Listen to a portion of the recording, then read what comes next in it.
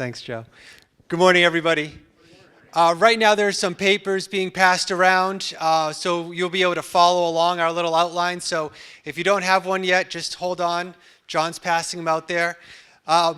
There will be a quiz at the end. No, I'm just joking. All right. Yeah, you'll leave before the quiz, right? So my name's Ryan Ventura. I work with a company called First Light Home Care. I'll tell you a little bit about what we do towards the end.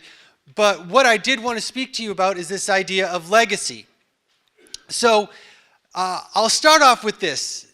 There is actually a friend of mine, he's a rabbi here in Stanford, and he gave me this question, and now I'm going to give it to you. The question is if, oh, by the way, scientific facts, one day we're all going to die. I'm going to lay that out there, okay? Now you know. But he said, if you have the opportunity to create your tombstone, but you can only put 5 words on your tombstone, what would the 5 words be? So chew on this for a second, all right? You only get 5 words on your tombstone to sum up who you are. What are the 5 words going to be? Now, just for fun, anybody have any idea? It doesn't include your name. Just kind of sums up who you are. I had a name. What is it? He was a great guy. He was a great guy. That's pretty good. That's 5. In the back. Life was good. Oh, that was only 3, so you got 2 more. Life was wicked good, I guess. All right. Anyone else? Say that one more time, sir.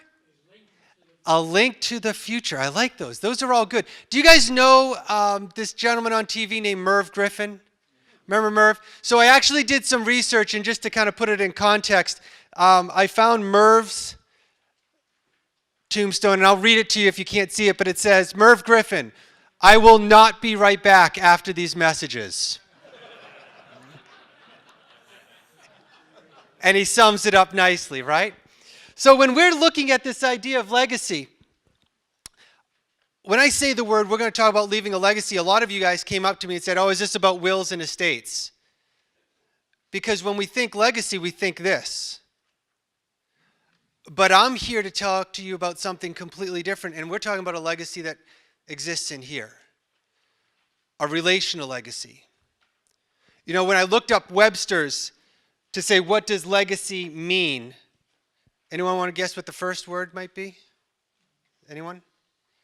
It says memories. They actually had a inheritance, a heritage, an endowment, something that is passed on. So my question for you is, what are you going to pass on? Who are you? And how does that reflect? So if you'll bear with me with my holding a piece of paper here, I'm going to give you an example. There was a guy who lived in the 1750s. His name was Jonathan Edwards. He was a pastor, making very little money. He was living here in New England, and he and his wife had 11 children. There was no TV back then, guys, you know? So he had 11 children. He wasn't rich, he wasn't powerful, but he had heart and he had conviction and he had morals and he had values. And that's what he poured into his 11 children. So fast forward to the year 1900, about 100 years ago, there was a woman who decided to do some research on whatever became of the Edwards family. And here's what she found. In 150 years, those 11 children turned into 1,400 descendants that she could find. Of those 1,400 descendants of this couple, get this, 100 became lawyers and a dean of a law school. 80 were holders of public office. 66 were doctors. 1 was the dean of a medical school. 65 were professors. 30 were judges. 13 were college presidents. 3 were mayors of large cities. 3 were governors of the United States. 3 were U.S. senators. One controlled the money of the U.S. Treasury, and one became Vice President of the United States of America. Do you really think that Mr. and Mrs. Edwards had any idea that in the year 150 years from when we're born, this is what would become of their children? No. Did they give them money to go do this stuff? Nope. Stocks, bonds, property? No. They gave them values. They gave them ethics to live by. They gave them a standard of excellence for living. And that carried down from generation to generation to generation. It had nothing to do with where they grew up. It had to do with who they grew up with. And that is the power and the potential that you all carry right now. You have this option to say, am I going to leave stuff for the next generation? Or am I going to leave something more? Because money doesn't last. Houses crumble, buildings fall down, monuments get moss on them. But the impact that you can bring can last hundreds of years. And I don't think we give ourselves enough credit for that. So when we think of this idea of legacy, for those of you who can't see, you're looking at a picture of some older hands putting a young seedling into the hands of a child. Has anyone ever tried to teach a child how to plant a plant before? And at best, maybe it lasts 5 minutes, right? Because the kid is going to say, yeah, great, give me my phone. And you're like, no, this is going to be a plant, and it's going to bring fruit, and we're going to be able to eat it. And the kid's going to say, I'm going to go to Stop and Shop because I can get it right away.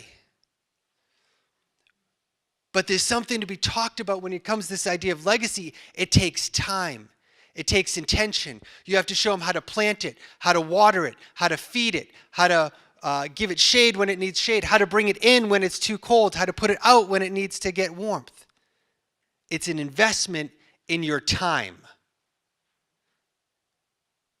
And so when you look at these ideas of legacies, there's also obstacles that we face on a daily basis when it comes to how do we leave our legacy. So we're going to go through a couple of these things right now, all right? So the first one that comes to mind is that we live in a very present-minded society.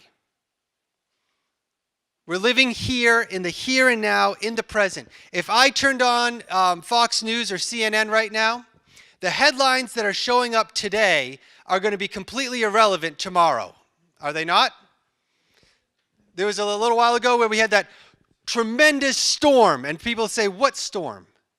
We actually have to name storms now because we can't keep track of them because the news is always trying to put the next thing out in front of us. And so what this does to us psychologically is that if we're always living in the present, if we're always looking ahead to the future, we have no value on the past. Have you ever heard that? Maybe you can complete this sentence. Those who don't learn from history are doomed to repeat it. And our society is so present-minded. I mean, there's a reason that Joe has to tell you guys to mute your phones. Because there's always there's an attention, there's something urgency. Pay attention, something's going on here right now. And we find ourselves more distracted. And when we're fighting against the present-minded society, the idea of legacy to say, hey, let's just pause for a second and look back to see where we've come from. You'll get eye rolling. Ugh, I don't have time for this. But it is so important to recall where you've come from because where you come from helps determine where you're going, does it not? And if this upcoming generation has no idea where they came from, how will they know where they're supposed to go? You just had a conversation to find out about ancestry. Do you know statistically that the amount of young people who know where they came from is rapidly on the decline? Why do you think Ancestry.com is so popular right now? Because nobody knows. Or they assume. Do you remember stories of your grandparents telling you stories when they were younger? I remember the time I had to walk to school uphill both ways in snow that was up to here. And you're like, how do you walk to school uphill both ways? I did it. You couldn't go back the same way. You had to keep going up. I don't understand, but they have these stories. And I can remember stories from my own childhood of my grandparents telling me stories of my grandfather was in Pearl Harbor. My other grandfather was a medic on the European theater. My grandmother worked in a shoe factory. And from all of that, they went through some seriously difficult times, but they came through it. I always liked to draw. Guess what? I found out that my great-great-great-grandfather was an artist over in Italy. Oh, maybe that's where it comes from. But as we understand who we are, it helps us become who we need to be. So what stories are you sharing that people need to hear in your family, in your neighborhood, and in your community? Maybe even in this community right now. So we're dealing in the present. The other obstacle that we're dealing with is we're living in a very disposable society. I almost brought in a shovel that I have. I bought it at a yard sale. I think it cost me a measly $3. Rust covered and everything. But I brought this shovel to a friend where we were doing a work project on, and he looks at me, he's like, Ventura, why don't you go to Home Depot and buy yourself a proper shovel? And my answer was, because this one works just fine. In fact, I'm digging more than you are. If you stop talking, we can get this done. But we live in this disposable society, right? Like, when my shoes get a hole in them, it is cheaper for me to go buy a new pair of shoes than it is to take it to a cobbler. Because we just said, well, just throw it out. Get a new one. Throw it out. It has no value. And when we deal with that, the things that we have that are valuable to us psychologically, it messes with our brains. Because I know that if I went into your houses, any of your houses, I would find some tchotchke stuff lying around that your kids might say, Dad, what are you still doing with this stuff? It's junk. And you would say, most likely, don't you dare touch that. Because I got that at this time, at this place, when such and such happened. Am I right? These things have value. These things have physical, tangible, emotional value to them. And unless you tell the story of what that represents, it's junk, even if it's not. You know, one of the things that we do is we help seniors who are living in their homes for as long as possible, because it's your home. And there's times when cleaning needs to take place, all right? You got to get rid of the clutter. But there's a difference between clutter and memories. And one of the things that we get to do is we get to hear the stories of, can I tell you about the time when I got this? Or when I see this, it reminds me of that. And you see life come back into the person's soul. And it's amazing.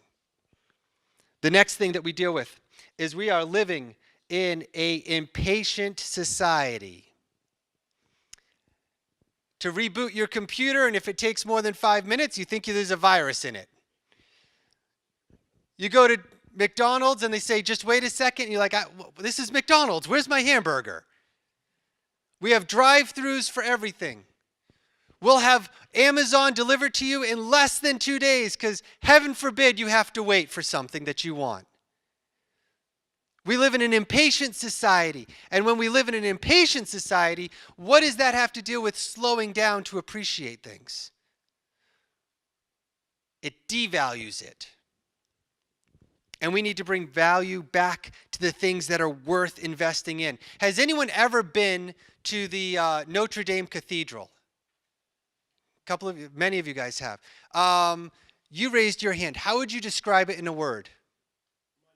Monumental. I've heard the words magnificent, breathtaking. Does anyone know how long it took to build the Cathedral of Notre Dame? Over 200 years. So, okay, do the math here, fellas, if there's any engineers here. That means that you come up to somebody and be like, I got this great idea. We're going to build a church. It's going to be magnificent, breathtaking. And the investor's saying, this is good. Yeah, I like this. How long do you suspect this is going to take? About 200 years. And I need you to front me all the money. And he's like, so I'm never going to see the results. You'll never see the results. In fact, your children, your children's children, and your children's children's children might begin to see the finishing touches. But I can tell you it's going to be worth it. And so those builders left a legacy. In fact, to this day, if you go there and they take a tour, on one of the stone reliefs, there's a picture of Jesus and the 12 disciples, and one of the disciples is wearing glasses. But what the tour guide would tell you is that glasses weren't even invented when they first began construction on the cathedral. That's how much time has gone by. Today, the world's tallest building is over in the Middle East. To give you perspective, it would take 13 Empire State Buildings to stack on top of each other to show you how tall that new building is. 13. Anyone guess how long it took to build the world's tallest building? About 5 years. 6 to be exact. So you get those builders who build it, and guess what? Now they're on to the next thing. And so, although it is the world's tallest building, you know what? We say, what's next? Because when things lose their value, we just kind of move on to try and find the next big thing. And then the last thing is this. We live in a youthful society, do we not? Botox that, dye this, replace that, tuck here, modify there, buy this. You need that type of car to look that type of lifestyle. We live in a very youth-worshipped era. And so when that golden age of 18 to 25 is worshipped, what value do we find on us who are older? It's hard. And yet there was a time when we respected our elders, right? When we didn't speak unless we were spoken to, because we respected those who had the wisdom. And so these are the things that we're always fighting against. Go over here to this next one. Does anyone here like the TV show Antique Roadshow? Okay. I love this show because I like to guess how much something is worth, and I'm always wrong, but it makes me feel good about stuff. So this is actually a real story. There was a gentleman who was driving by a house, and it's the house in the upper corner. It's a dilapidated old broken down thing. And he went to the town hall, found out who owned the house, and he bought the house for him for nothing because the owner was just glad to get it off his hands because it wasn't doing anything. But the purchaser was able to look through that broken down garage door and see something covered in dust. And what it was these series of cars that he cleaned up, put wax on, and he was able to sell the cars for more than twice what the house was worth. You see, even though it might be older, there's value inside of it. It's just a matter of seeing the value and bringing it to the light.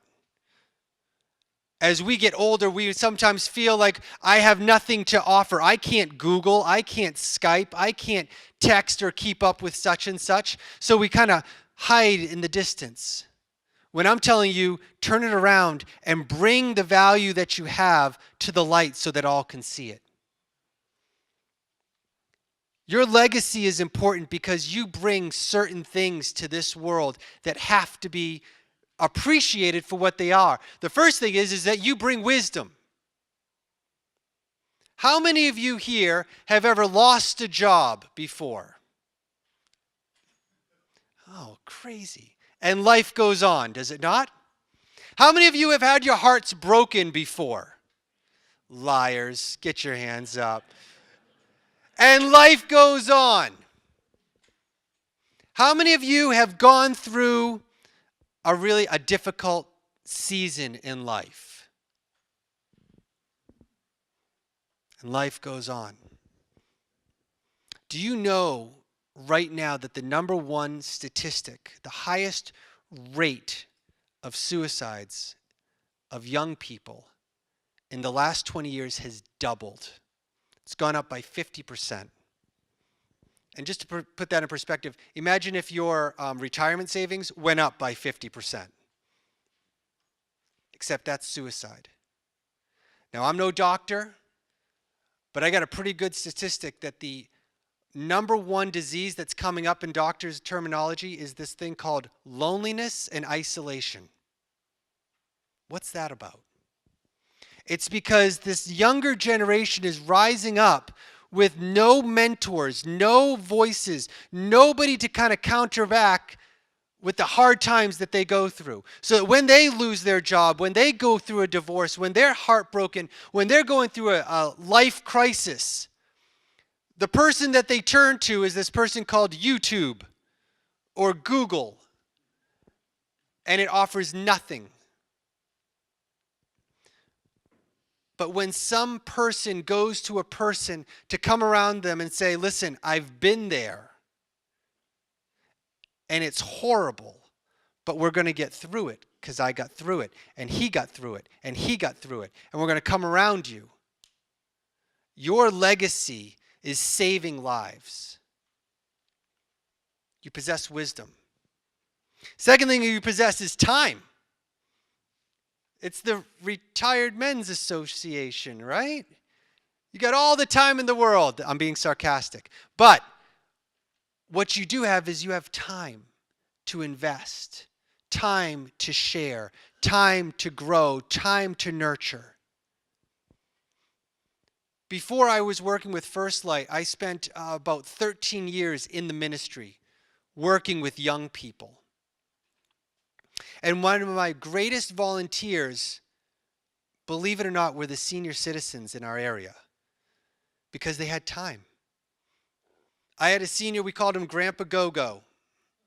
His name was John, but he would go anywhere we needed him to go because he had the time. And so Grandpa Go-Go would be able to go to the baseball games of Bill, whose parents they loved Bill, but they were both working. And when Bill knew that John was at the field in the stands cheering him on, saying, go for it, I believe in you, he would swing harder than he ever had before. He would swing harder than if he was there by himself and say, nobody's here to care about me. So if I walk, I walk. If I strike out, I strike out, and who cares? And you know what that does psychologically to a young man and how that sets him up in life. Some of our senior ladies were able to walk alongside some of the girls who were going through the drama that girls go through. He broke up with me. He says he loves me. Now he broke up with me again. He says he loves me, and now he bought me a ring, and I don't know what to do. And we know the wisdom. But it takes time, just like that seed plant, to say, this is not a quick fix. It takes consistency, and it takes time. Next thing, you possess purpose. So let me put this out here to you. Again, I'm going from that biblical background here. You guys remember that Moses guy with the 10 Commandments? Anyone know, according to biblical records, how old Moses was when God called him to start his job? 80 years old. Which means if you're under 80, just relax. Your job hasn't really begun yet. If you're over 80 in this group, time to get cracking. Your job has just begun. You know, Moses spent 40 years in a government setting as a prince of Egypt and 40 years surviving in the desert. So with those 80 years of experience, he was able to lead a government through the desert. What experience do you bring so that you can help nurture and develop a society? And don't tell me nothing, because I don't believe you. You all are living, breathing souls that have value and purpose. And a lot of times we say, oh, purpose, you know, maybe purpose was with this coat, right? Maybe many of you, I'm going to put this down for a second. Maybe many of you had a title at some point. Maybe some of you had a powerful name badge that would give you access to certain parts of the office that other people didn't have. But when you take off the coat and you lose the name badge, who do you become?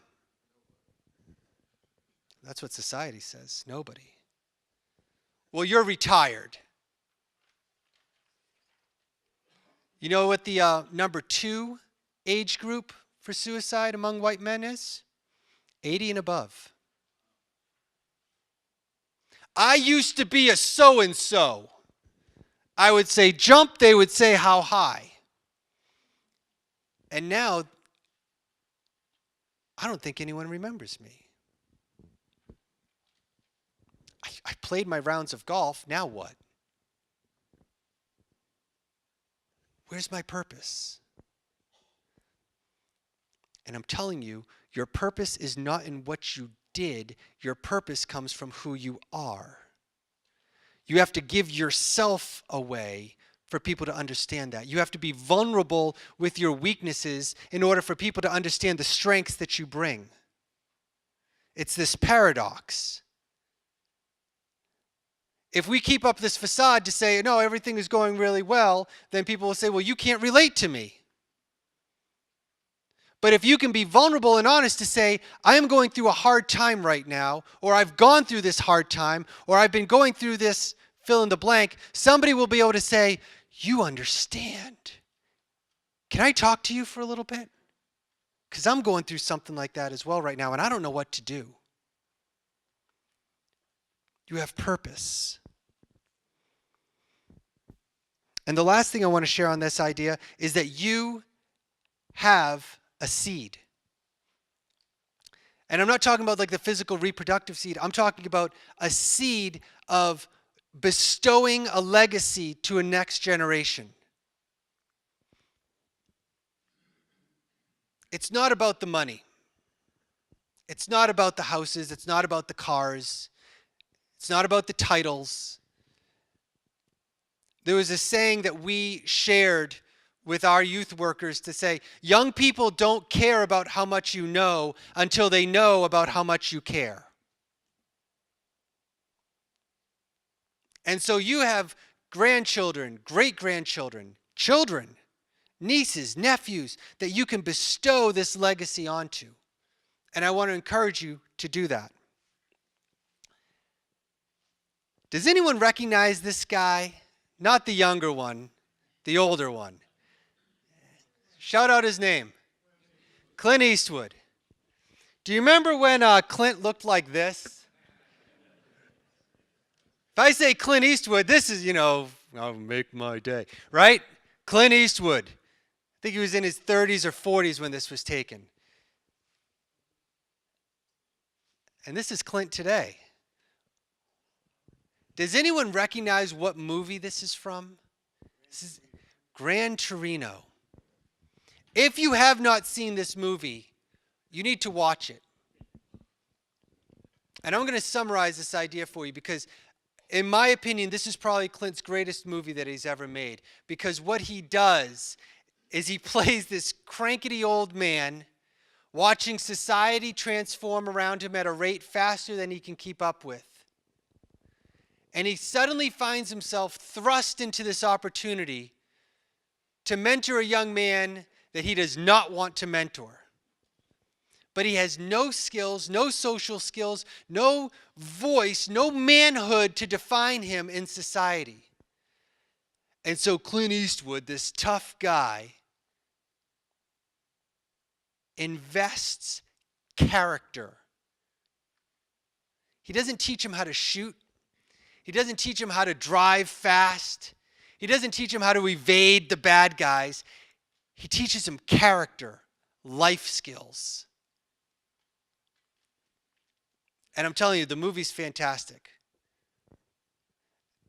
And what it does is that it puts the seed of an idea into each and every one of us to say, who am I investing in?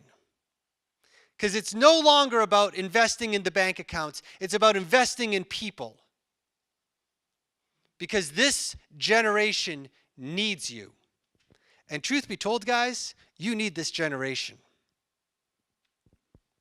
Because society is not so much about one generation needing the other. It's about one generation needing each other. Because in the same way that you pour into them, they will pour into you. We need each other. That's how we were designed to be. So what does it look like to leave our legacy today? Here's a couple of ideas, okay? This is maybe what the test will be on. Maybe not. What can you do today to start leaving a legacy? One thing is that you could do is start a family tradition. Maybe you already have a family tradition. But if not, start something. It doesn't have to be grand. It's just a simple thing that maybe during Thanksgiving or Christmas or Easter or during a holiday or the beginning of summer or every Memorial Day or whatever it is, this is what I do. Another idea might be keeping a journal. Does anybody keep a journal right now? Not too many. Not enough. But who you are, again, is valuable. What you've gone through is valuable. One gentleman I know, he's in his 50s. He found his great-grandfather's journal. He's French. It's written all in French, and he's transcribing it into English so that his children can understand where his family came from. And this guy, the great-grandfather, was in the trenches of World War I. You think there's value to that? Absolutely. It's 500 pages of a journal that he's transcribing. He's in the process of it. Your story has value. Write it down. Another one, be a mentor. I've kind of talked about this already, but invest in that next generation. If not in your own family, in the community. Some of you are members of SCORE, where you take your business experience and help other young business leaders grow. That's fantastic. But there's other young people who need your advice as well, outside of the business world. Oh, and no perfect people are allowed. If you're perfect, you can offer nothing. Because how can you relate to failure? Because you're perfect. So if you're perfect, go. We only accept imperfect people who've learned life lessons. The other one, make an heirloom to pass on. Make that stuff. Or if you have stuff in your home, pass it on, but tell the story that goes with it. My grandfather passed away from Alzheimer's. And when he was first diagnosed with it, his daughter took him, they went over to a craft store, and they made simple $10 coat racks for my children. Painted it, decorated it, hung it on the wall. And now, my children didn't really have the opportunity to know who he was.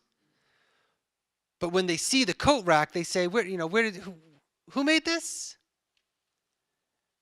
And it opens a door for a conversation of who their grandfather was and what he was capable of doing and the skills that he had. And the last one I'll leave you with is this, is if you are really struggling to find what you can do to leave your legacy, then I would say you be a good steward and empower your friends to help leave theirs. Maybe you see somebody who's trying to do something to impact the community or to make a touching impact on their family. And what you can do, if nothing else, is to support them in that. Maybe you've heard of the Unsung Hero Award. It's that person who's in the background who makes it all happen. And that's something that we can all do to this day. So I'm going to close with a story. And it's a true story, and I have permission to share it. And it took place next door in Greenwich. There is a lady who is a librarian in the public school district. And she'd been in this librarian role for some time, and she noticed this young man who would continue to come to the library during his free periods. And at first she thought he really liked to read. But shortly thereafter, she realized that this young man was getting bullied by the upperclassmen, and he was coming there to hide. So she and the other teachers kind of came around him and started to not protect him, but invest in him as a person. Simple conversations. How are you doing? How's it going? What can we do to help? Simple stuff. No brainers. And time went on. He became more confident, and he graduated, and he left. Fast forward about 15 years. It's in the middle of the night, and this woman looks over, and her husband is having a heart attack. She calls 911, waits for the ambulance to show up, and she runs down and opens the door for the paramedics to show up. And who is it? Same kid. And his eyes go wide open, and he says, "It's you." She said, "My husband." He said, "We're going to take care of him." And I don't know what code he puts out on the walkie-talkie, but the whole town of Greenwich showed up. EMTs, fire department, police department, it's one of our own. Get over here. And they stabilize him, and they're able to get him to the hospital okay. You have no idea the impact that you leave on people. And unfortunately, many of us will never fully understand the impact that you have on saving lives and this idea of leaving a legacy. But I just want to challenge you to not dismiss the mediocre. Don't dismiss the everyday. Invest in it. Make the most of it. And you'll find yourself leaving a legacy far richer than any money and dollars could ever leave. Now, why do I say all of this? It's because this idea of home care, the company that I work with, some of you have asked what it's about. We provide aids and companions in people's homes, wherever home might be, a nursing home or a retirement center or at their actual physical home. And one of the things that we get to do is allow people to continue to live their legacy in an independent lifestyle. So if there was a guy who was used to coming to a place like this, we provide the transportation to make that happen. If one of you has a wife who might be suffering from Alzheimer's or dementia or some other physical ailment which prohibits the ability for you to come here frequently, we can provide respite care so that life can continue. If you yourself are ever in a situation where you're recovering from a surgery and just kind of the everyday living gets difficult, we can come in on a temporary or as needed basis so that life can continue on and that your legacy can continue to last. In other words, our job is to support you and your loved ones so that life can go on. We've got some information on the end table over there. My colleague and owner of the company, John Richards, is here as well. We'll both be around to speak afterwards if you want.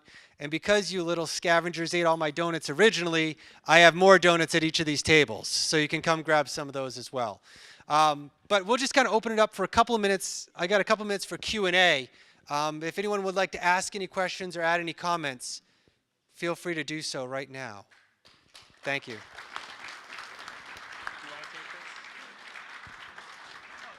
Okay. Any questions or thoughts? Wow, I really was successful, I guess. All right, yes, sir. Can you give us an idea of cost? And I'll make it a little bit more specific. Someone who lives alone and but needs 24/7 help. Yeah, so the question is, can we explain cost? Somebody who lives alone but may need 24/7 help.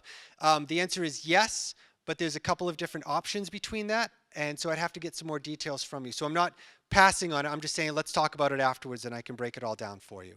Any other questions? But that is a very valid one.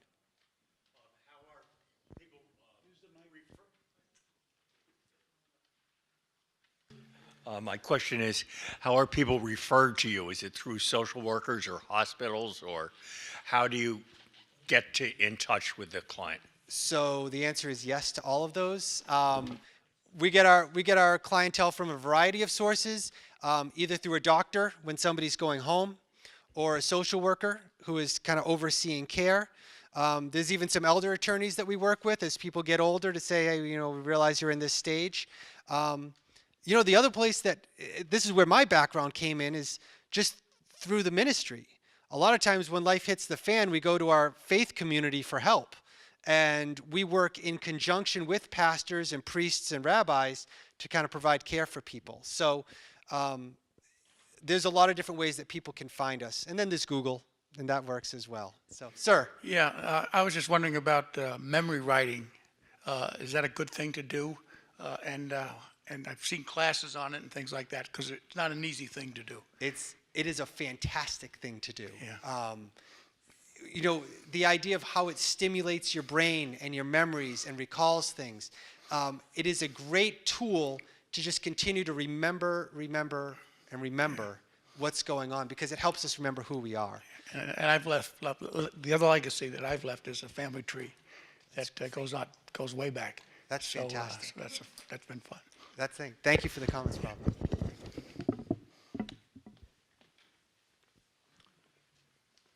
Very good talk, by the way. It was really enjoyable.